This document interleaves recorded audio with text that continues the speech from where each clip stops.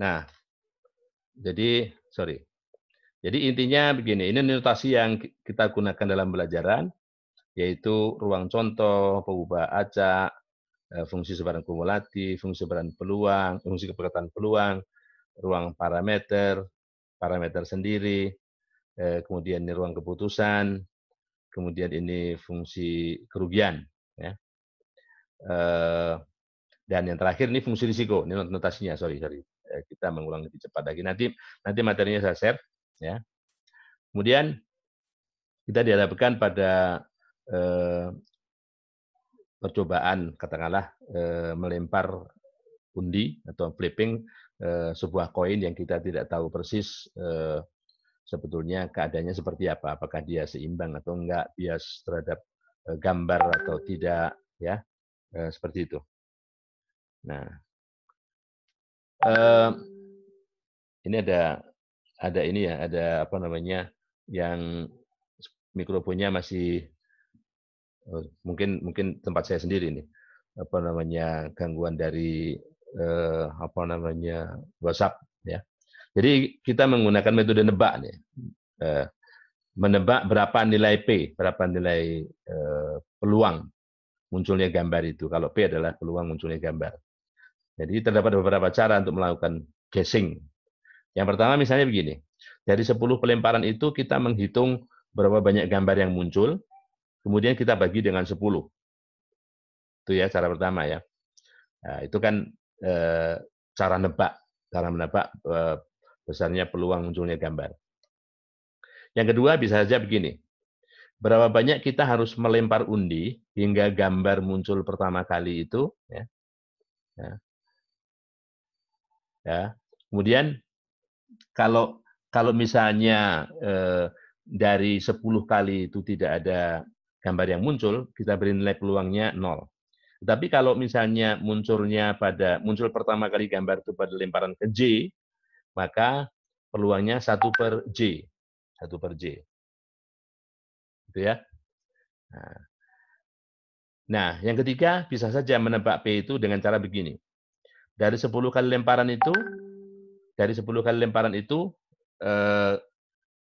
banyaknya muncul gambar itu ganjil apa genap. Kalau ganjil kita beri nilai peluang itu Pi/8, kalau genap 2/3.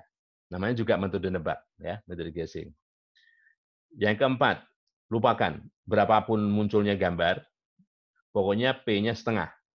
Nah, itu sama seperti mengasumsikan kalau kita buat bahwa koin tersebut adalah seimbang, ya. Nah, yang kelima lain-lain.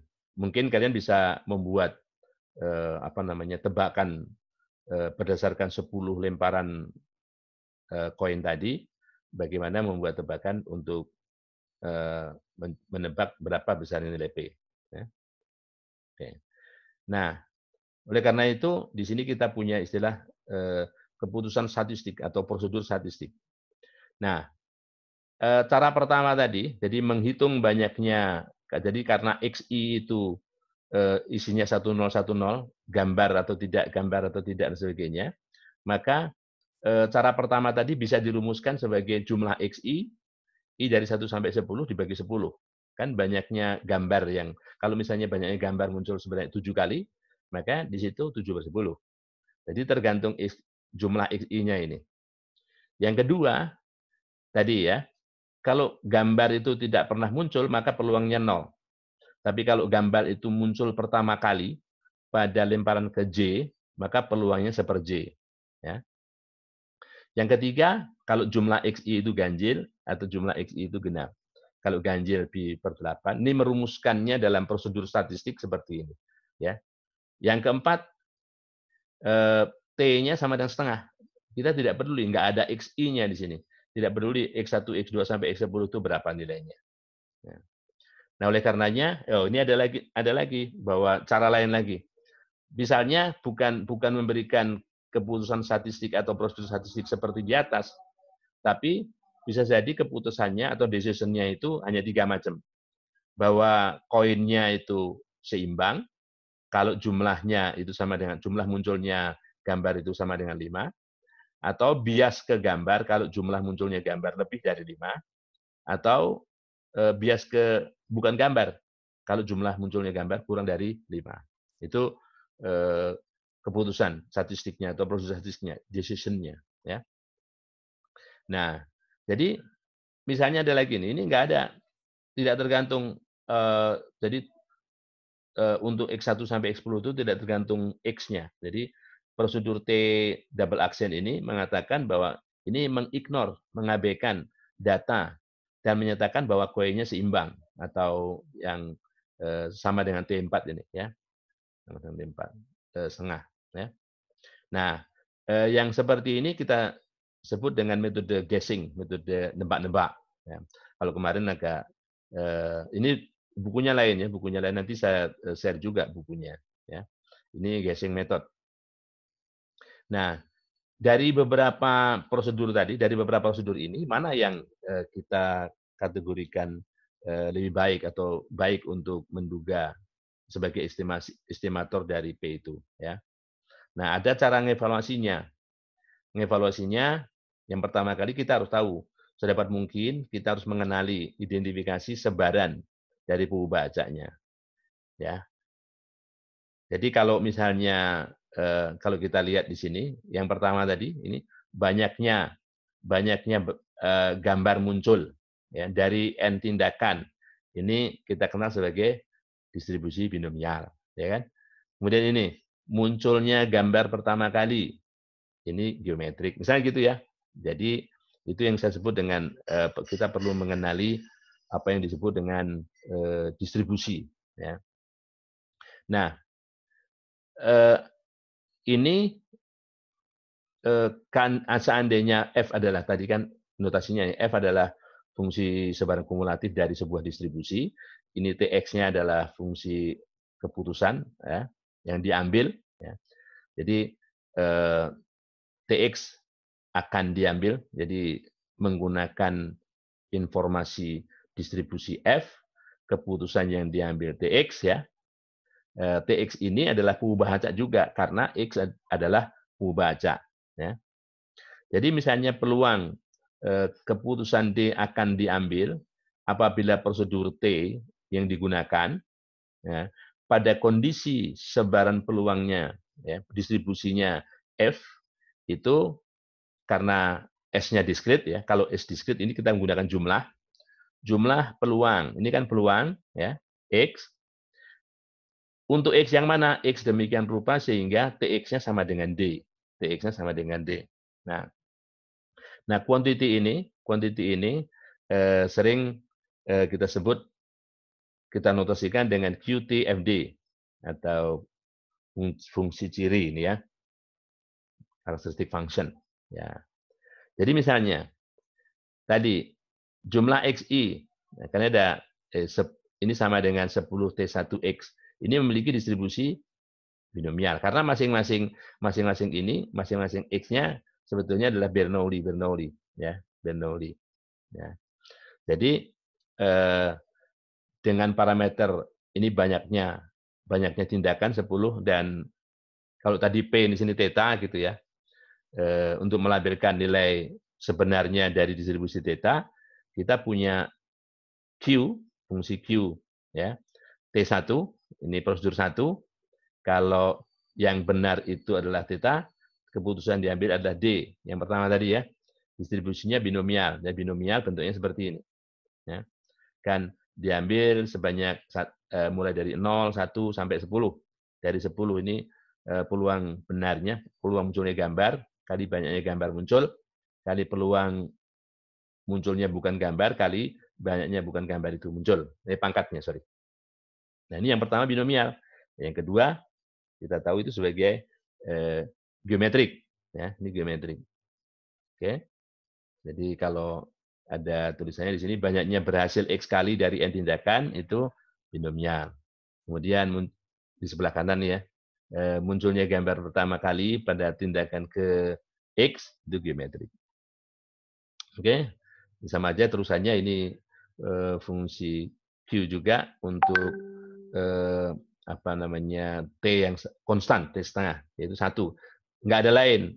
kecuali dia pilih setengah. Jadi di sini nilainya 1. Ya. Oke, ini juga.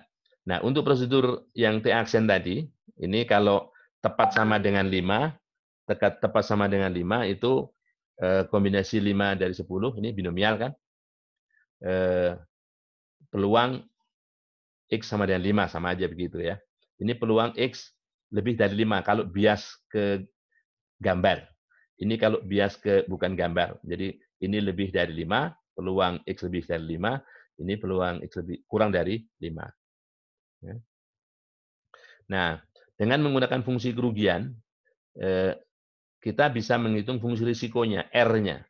Jadi ini yang panjang ini ringkasnya di sini.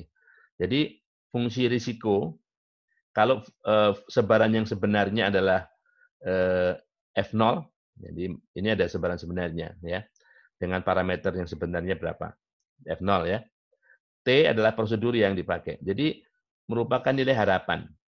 Nilai harapan atau kalau di sini sebagai rata-rata terboboti. Rata-rata terboboti dari fungsi kehilangan ya. Fungsi kehilangan. Ini kan fungsi kehilangan. W fungsi kehilangan, loss function. Ya. Ini expected loss. Ya. Expected loss atau jadi rata-rata kehilangan itu risiko. Rata-rata kehilangan itu rata-rata terboboti ya risiko. Nanti kita lihat contohnya. Jadi fungsi risiko suatu buah baca nih ya, nilai harapan ini risiko mengambil tindakan T kalau distribusi yang sebenarnya itu F besar 0 ya. Ini sama nilainya dengan nilai harapan dari fungsi kerugian, fungsi kehilangan, loss function. Ya, kalau tindakan, ini T-nya T ini ya. Kalau tindakan atau prosedur statistiknya yang diambil adalah TX, distribusi yang sebenarnya adalah ini F0. Ini memberikan informasi sebarannya apa dengan yang benar, dengan parameter tertentu. Ya. Nah, sama dengan ini. Karena ini nilai harapan, ya, karena distribusi dari ini dari F0 itu adalah peluang, ya, F0XX di sini, ya. Ini adalah yang dicari nilai harapannya. Ini distribusinya. Ini fungsi kepekatan peluangnya dijumlahkan untuk semua X, ya. Oke. Jadi untuk setiap prosedur T, itu fungsi RT ini nilainya bilangan real, ya, bilangan real yang didefinisikan pada ruang parameter omega, ya, dan bacanya X. Jadi X-nya memiliki distribusi atau fungsi kepekatan peluang apa. Ya. Jadi RT ini sering disebut dengan fungsi risiko dari sebuah prosedur T. Jadi kalau menggunakan prosedur T, itu ada risikonya. Jadi sama saja setiap kita melakukan sesuatu pasti ada risikonya. Jadi ini menggunakan risiko. Dan nanti di antara beberapa prosedur itu risiko mana yang paling kecil. Nah, yang risiko yang paling kecil itulah yang kita ambil, yang kita pilih digunakan sebagai metode guessing. Ya. Oke. Nah, ini sama saja. Ini notasi rata-rata. Kalau ini hanya memberikan tambahan bahwa rata-ratanya berdasarkan sampel sebanyak n. Makanya di sini x bar n seper n. Nah, jadi artinya tergantung n-nya. Oke. Nah, kalau misalnya kita tahu tadi permasalahannya adalah distribusinya adalah binomial dengan rata-rata 10 theta, variannya 10 theta 1 min theta, 10 itu n-nya. Jadi biasanya binomial itu kan nilai harapannya NP, variannya NPQ. Ya. Maka kalau fungsi loss-nya adalah W theta D itu sama dengan theta dikurang D kuadrat, ya, bentuknya begini. Biasanya fungsi loss itu bisa bentuk theta min D kuadrat atau harga mutlak theta min D dan sebagainya. Yang minimumkan itu. Nah, ini kan adalah fungsi varian.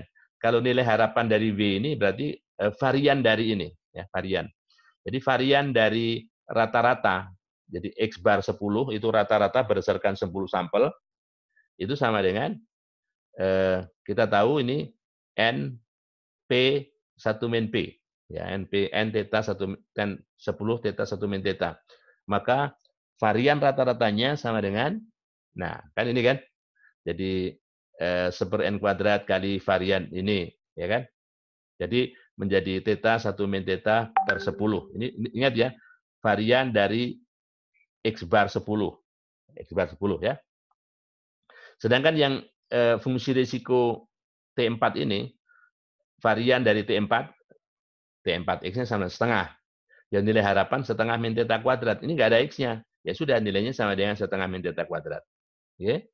Jadi tergantung distribusinya. Distribusinya apa? Distribusinya di sini adalah binomial. Dan fungsi kerugiannya istilahnya squared error loss function. Ya, squared error loss function. Kan bentuknya kuadrat dari kesalahan. Ya. Kalau misalnya yang lain juga caranya itu juga, karena ini kuadratik kebetulan kita tahu bahwa nilai harapan seperti ini sama aja menghitung varian, gitu ya. Oke. Nah, jadi dengan mengetahui sebaran dari suatu baca X, kita akan terbantu dalam menentukan fungsi risikonya. Jadi kalau X-nya berdistribusi Bernoulli theta, nilai harapannya theta, variannya theta kali 1 min theta. Nah, karena kalau X Bernoulli theta berarti nilai harapan X rata-ratanya nah, 1/n kali jumlah nilai harapan Bernoulli, 1/n kali n theta, jadi tetap sama dengan theta. Sedangkan varian rata-ratanya 1/n kuadrat kali jumlah variannya. Jumlah variannya n theta kali 1 min theta. Jadi n dibagi 1/n kuadrat, n kali 1/n kuadrat, jadi di sini menjadi theta kali 1 min theta bagi n. Nah, jadi diterusannya sama aja. Nah, ini fungsi risikonya. Fungsi risikonya kalau kita plotkan yang 1, 5, 4 ini seperti ini. Nah, kita lihat terminologi inadmissible, tidak admissible itu kalau ada fungsi risiko yang lebih kecil dari itu. Jadi T5 ini semua dari titik 0 sampai 1 selalu lebih besar nilainya dari T1 risikonya. Sehingga T5 dikatakan sebagai prosedur yang inadmissible, tidak dibolehkan, ya. Gitu. Nah, jadi untuk teladan soal misalnya begini. Ada distribusi Bernoulli di sini, ya. X-nya berdistribusi Bernoulli dengan dengan peluang X sama dengan 1. Ini kalau ini gambar, X sama dengan 0 itu bukan gambar. Jadi peluang X sama dengan 1 sama dengan 1 dikurang peluang X sama dengan 0 sama dengan theta. Jadi theta-nya adalah peluang X sama dengan 1. Ya. Jadi di sini it is known only that theta is between 0 and 1. Jadi di antara 0 dan 1. Dan di sini kita ingin menebak nilai theta itu berdasarkan X ya. Jika kita menebak, ya, if the guess value, nilai tebakannya itu adalah D, maka nilai sebenarnya adalah T, maka loss function-nya theta min D kuadrat. Ini quadratic loss function, ya. Nah, andaikan misalnya, ya kita tahu ya, kalau Bernoulli itu, jadi begitu Bernoulli kita tahu, Bernoulli theta, maka nilai harapannya sama dengan nilai harapan kuadratnya sama dengan theta. Ini ya. S adalah ruang sampelnya, 0,1, bukan gambar-gambar. Sebetulnya begitu. Kemudian omeganya terletak di antara himpunan semua theta, di mana theta di antara 0 dan 1, D-nya ini, B-nya ini, dan andaikan kita diberikan bentuk umum dari linear dari D, bentuk umum linear ya, A plus beta X, A plus BX, sorry. Maka fungsi risikonya bisa dicari dengan cara seperti ini. Ya. Fungsi risikonya. Ingat ya, bahwa di sini A plus BX dikurang theta. Jadi D-nya A plus BX dikurang theta, ya, karena bentuknya kuadratik. Kita uraikan kuadratnya, kita lebarkan kuadratnya, dan gantilah EX dan EX kuadrat dengan theta. Karena X berdistribusi Bernoulli theta. Ya.